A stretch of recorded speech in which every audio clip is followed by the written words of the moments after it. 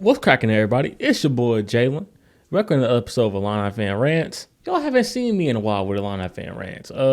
I've been away. Illinois news been kind of dry a little bit, like big news. Illinois football got some recruits here and there, but it's been kind of dry a little bit. Like outside of recruiting, like it's been kind of dry. Ain't been like no coaching hires, no nothing, no transfers, no nothing. So it's been kind of dry. But today I'm here to talk about some coaching changes in basketball for Illinois and some position changes in football for Illinois. Now, basketball, sadly, Orlando Antigua, who's now the highest paid assistant coach in college basketball, has left us. Coleman has left us. They both went to Kentucky, the University of Kentucky, with Coach Cal.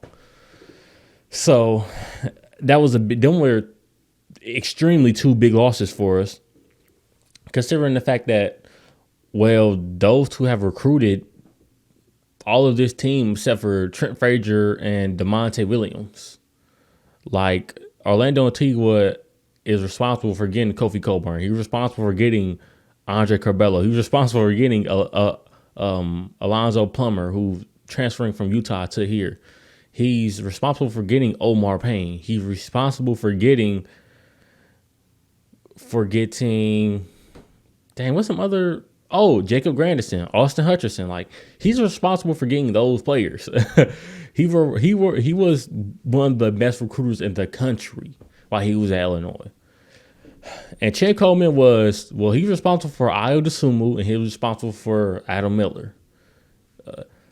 Two of the highest rated recruits, I believe, in the past, I don't want to say decade, but in 8 years? Like those who have been like the highest rated recruits. So those two were big losses. Now, I was hurt because I'm like, man, they both went to Kentucky.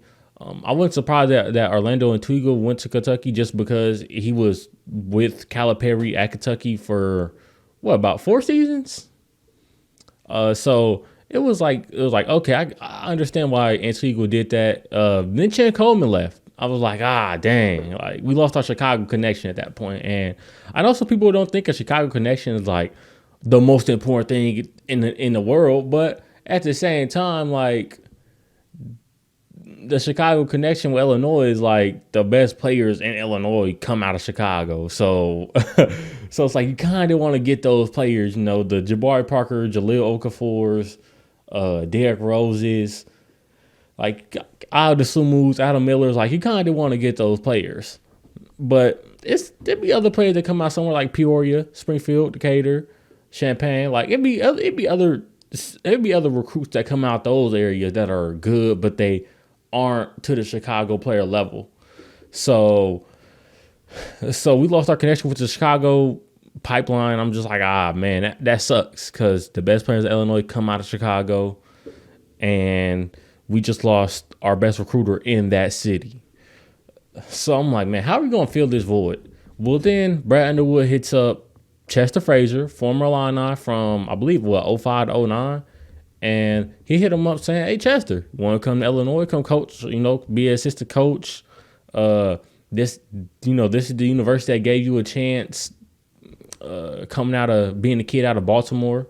So he was like, yes, let me do that. And in his presser, he said something in the lines of, it's easier to sell Illinois than it was easier to sell Virginia Tech and Kansas State.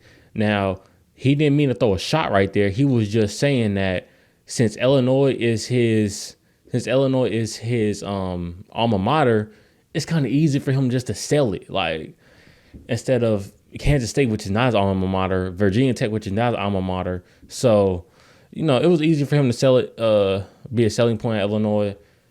And I was happy that he came to Illinois, just because I'm like, former player, he loved defense. We have been reliant on defense these past 2 years. So it's like, I like that pickup. Now, he's going to be replacing, I guess he's going to be replacing Chet Coleman, because I know he has some ties to Chicago too. Chester Frazier does. So I guess he's gonna be replacing Coleman kinda. Now you still got to replace Orlando Antiguas, who, well, as I said, one of the best recruiters in the nation, and he isn't the highest paid assistant coach for no reason. So you still got to find a way to replace him or find somebody to replace him. But overall, I'm happy with the Chester Frazier hiring. Not mad at it. Former player, good assistant coach. He has got good praise from Bruce Weber and Virginia Tech fans. So I actually love that hire. There's been no lead for who will be replacing Orlando Antigua, but there has been rumors that Stephen Gentry, our other assistant coach for Illinois, might go back to Gonzaga because he has Gonzaga ties, and Gonzaga just lost their potential best assistant coach to Arizona.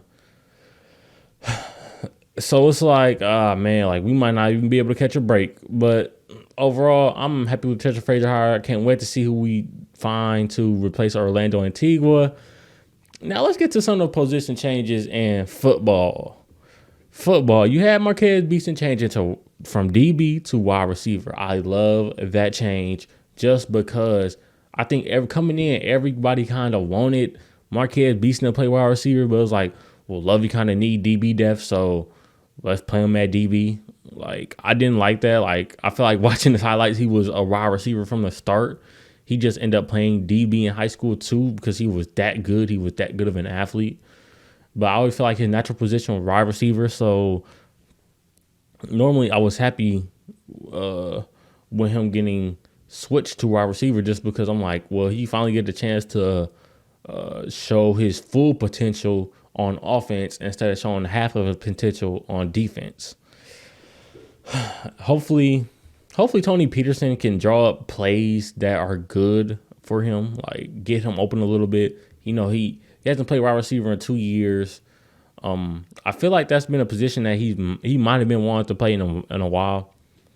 So I like that position change. Now you had some players change to tight end that aren't really going to be contributing, but you had one player that changed the position that was whoa. It wasn't like a whoa to where, oh, we're shocked he changed positions. They changed him to that position. It was more so of whoa, what could he be at this position? So, and then that player I'm talking about is Isaiah Williams. Isaiah Williams came in as a quarterback, got recruited to Illinois as a quarterback, came to Illinois mostly because teams wanted him at wide receiver, but it was well, he wanted to play quarterback, so Illinois said, well, come play quarterback for us. And then, he as a freshman, they brought in Brandon Peters. Brandon Peters won the starting job, of course. Then the next year, he had a chance to win the starting spot again. Brandon Peters won it again. And then back in, December, Brandon Peters said, well, I'm coming back to Illinois. So it was just Isaiah was probably my options, my time is getting limited here at Illinois. So, he agreed to change the wide receiver. And if you saw the tape, it's he wasn't terrible, but he was never going to be star caliber that most people everybody saw oh, he's a 4-star quarterback. He's going to come in and change Illinois. He didn't do that. I don't know how to say it. It's just he didn't come in and wow Illinois fans like he was expected to. And the worst thing you can do, the biggest burden you can put on a person's shoulder is expectations. So, he didn't really wow any Illinois fans. He had some good games against Rutgers. Against Penn State wasn't that bad.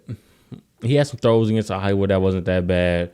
But it's you can see sometimes to where it's you're not going to be a starting caliber NFL quarterback.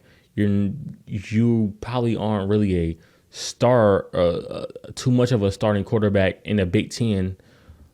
Maybe at lower level you're a starting quarterback, but not in the Big Ten at all. So it was just it was kind of like a reality check. Listen here, wide receiver, you move to wide receiver, that could potentially boost your boost your career from 0 years in the NFL to potentially 5 years in the NFL, 6 years in the NFL. And that might just happen. But everybody's like, wow, like we got Marquez Beeson and we got Isaiah Williams. Like we got two of our best athletes at the wide receiver position. That's good, especially considering the fact that we didn't really have a solidified wide receiver outside of Dine Navarro. I mean, you got Jafar Armstrong who's coming in for Notre Dame, but we don't really know how good he is going to be. Brian Hightower is okay. He did okay in the spring game, but it was like we still gonna need some help. So Isaiah Williams and Marquez Beeson comes in, switch wide receiver. And I think it was like this. Like if Brandon Peters was gonna start, why are you sitting your best athlete on the bench for 3 years now? Why is your best athlete sitting? And that's what it's gonna be. It's gonna be your best athlete on your team sitting for 3 years straight. And it was just like, well, you got to make a move. It's probably like a now or never type move. So move your wide receiver. You're going to get more playing time, going to get more opportunities, touch the ball. And well, you're the best athlete on the team, Isaiah. So we're going to move you to a position to where we can use you at instead of quarterback. Because you can't really use you at quarterback because there's other quarterbacks in front of you. So I'm not necessarily mad at the move. I love the move. We need some more explosiveness at wide receiver, and Marquez Beeson and Isaiah Williams brings explosiveness. So overall, I like the moves. You had some outside linebacker move to tight ends, as I said earlier, but they aren't as important because we all know Luke Ford and Daniel Barker are going to be the future of, well, I guess the future of the tight ends position at Illinois for the next maybe 2 years, maybe a year. So overall, I'm happy about the coaching, the coaching hire in Chester Frazier. I'm happy about Isaiah Williams and Marquez Beeson moving wide receiver. Love it. But yeah, this been your boy Jalen, and I'm out. Peace.